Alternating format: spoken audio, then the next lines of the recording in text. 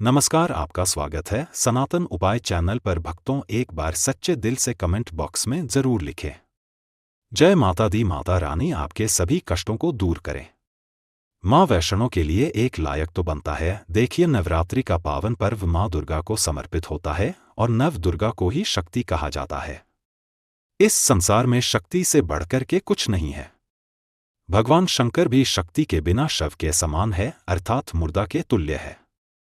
तो आज की इस वीडियो में आप लोगों को नवरात्रि के दिन, नवरात्रि के किसी भी दिन अगर आप ये उपाय करेंगे, उपाय करने वाली जानकारी बता रहा हूं। इससे आपकी गरीबी, दुख, तकलीफें, जीवन में चल रही परेशानी तथा मनोकामना की पूर्ति होगी। अगर आज की वीडियो मिस कर दी तो फिर सारी जिंदगी पछताना पड़ेगा। अगर आपकी भी दुकान धंधे बंद है, पैसों की किल्लत है, घर में लोग बीमार पड़ते हैं, एक दूसरे की आपके घर में बनती नहीं है, शत्रु परेशान करते हैं, पैसा आने का मार्ग बंद हो गया है, पैसा आता है वैसे ही चले जा रहा है, पैसा बिल्कुल ही आपके घर में टिकता नहीं है, घर भारी भारी लगता है, दिन भर आपके मन में गुस्सा आता है या शरीर में दिन भर आपके आलस बना रहता है। यदि घर में एक के बाद एक मृत्यु होती चली जा रही है, घर काटने को दौड़ता है, घर में संकट बढ़ गए हैं, तो इस वीडियो को एक बार ध्यान से जरूर देखना। अगर कोई भी व्यक्ति नवरात्रि के पावन पर्व में, नवरात्रि के किसी भी दिन हम वीडियो में दिखाने जा रहे हैं, ये उपाय अगर एक दिन सच्चे मन से कर लिया तो ऐसे व्यक्ति को धनवान बनने से, धनी बनने से दुनिया की कोई भी शक्ति नहीं रोक पाएगी। धनी बनने के साथ साथ जिस भी मनोकामना की पूर्ति के लिए यह उपाय करेंगे, तत्काल नवरात्रि के समय वह मनोकामना की पूर्ति होगी। मूर्ख व्यक्ति ही होगा जो इस प्रकार के उपाय को नवरात्रि के समय में नहीं करेगा, स्वयं की दरिद्रता लाने का प्रयास करेगा। इसलिए मैं बोल रहा हूं कि इस वीडियो को अपने फायदे के लिए पूरा जरूर देखना, और अगर हाँ, थोड़ी भी वीडियो में बताई गई जानकारी पसंद आएगी तो वीडियो को लाइक करें, चैनल को सब्सक्राइब जरूर करना और कमेंट बॉक्स में जय माता दी जरूर लिखना। आशा करूंगा कि आप ऐसा जरूर करेंगे। देखिए, जो नवरात्रि का पावन पर्व होता है, ये मां नव दुर्गा की कृपा प्राप्त करने का सबसे अच्छा समय होता है। नवरात्रि के 9 दिन माता रानी हम सबके घर में आ जाती है और हम सबके घर में रहती है, और समस्त जितने भी वृक्ष है, समस्त जितनी भी जड़ी बूटी है, समस्त जितनी भी तांत्रिक वस्तु है, सब में माता का वास हो जाता है। इसलिए नवरात्रि के समय में जो भी उपाय करते हैं, जो भी क्रिया करते हैं, वो तत्काल फल देती है।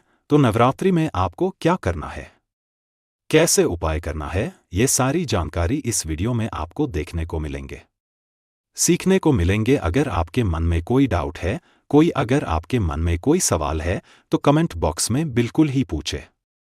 आपके द्वारा पूछे गए सवाल की एक वीडियो बना करके जानकारी साझा की जाएगी। सर्वप्रथम आपको नवरात्र के किसी भी दिन ये उपाय करना है, मनोकामना पूर्ति के लिए, घर में पैसा बरसाने के लिए। अब घर में ऊपर से पैसा नहीं बरसेगा, आपके घर में पैसे आने का मार्ग खुलेगा और बहाने मार मार करके किसी ना किसी माध्यम से आपके घर में पैसा आना शुरू हो जाएगा।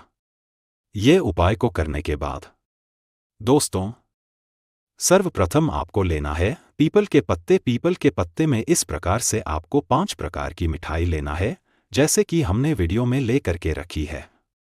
ध्यान से देखिए, इस प्रकार से आपको 5 मिठाई लेनी है।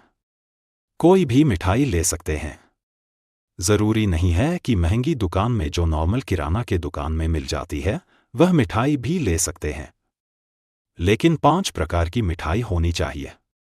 पंचभोग इसे हमारे धर्मशास्त्र में बोला जाता है, तो 5 प्रकार की आपको मिठाई लेना है।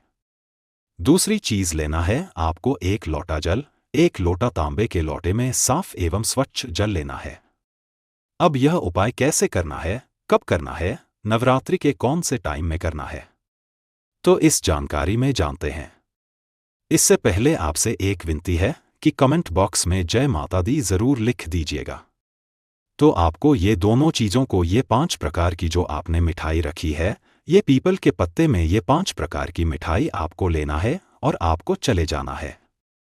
पीपल के वृक्ष में कैसे चढ़ाना है और आपको कौन सी कामना को ले करके चढ़ाना है, ये इस वीडियो में बताऊंगा। तो सर्वप्रथम तो आपको पीपल के पेड़ के नीचे में जाना है। तो आपको पीपल के वृक्ष को निवेदन करना है कि हे पीपल वृक्ष या फिर हे वृक्षों के राजा, इस प्रकार से आपको प्रार्थना करना है।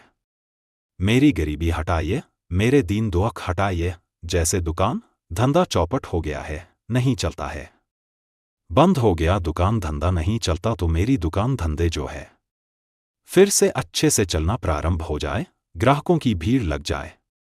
इस प्रकार से आपको प्रार्थना करनी है। पैसों की किल्लत है तो बोलना है कि महाराज हमारे घर में पैसे नहीं आते, हे मां लक्ष्मी हम आपको ले आने के लिए आए हैं, आप हमारे साथ हमारे घर चले। इस प्रकार से आपको प्रार्थना करना है, क्योंकि पीपल के वृक्ष पर माता लक्ष्मी तथा भगवान विष्णु का वास होता है और नवरात्रि के समय ये पूर्ण रूप से जागृत अवस्था में रहते हैं। इसलिए नवरात्रि को जागरण का भी दिन कहा जाता है।